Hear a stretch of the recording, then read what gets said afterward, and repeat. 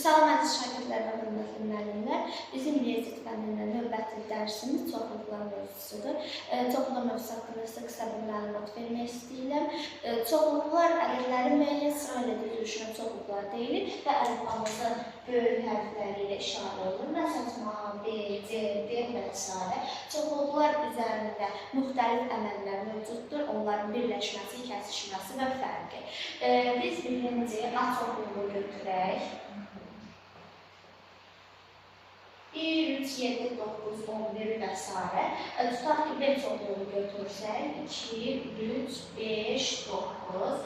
Biz bu iki çoxluq üzərində bir çox əməllər yerinə yetirə bilərik. Bu əməllərdən biri birləşməsidir. A birləşmə B olarsa, A-la B-nin birləşməsi, yəni həm A-da olan, həm də B-də olan ədədləri birləşdiririk. Yəni 1, 2, 3, 5, 7, 9 və 11. Yəni, ağzımızda dediyimizdən bəlli olaraq, yəni birləşmə o deməkdir ki, 2 verilən çoxluq və yaxud da 2 də daha artıq verilən çoxluqlar ola bilər. Həmin çoxluqların birləşməsi dedikdə onları birləşdiririk, ümumi yazırıq. Ondan sonra onların kəsişməsi vardır, belə işarə olunur.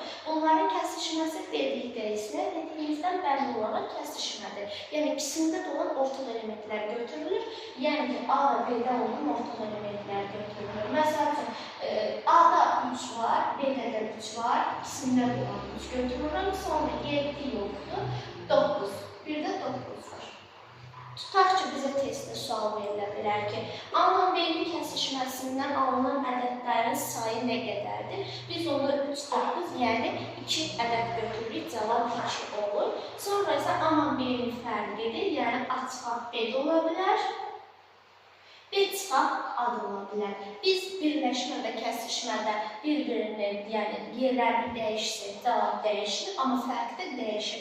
A çıxaq B olarsa, yəni A da var, B də yoxdur. A da olub B də olmayanı götürür, yəni 1, 7, 11.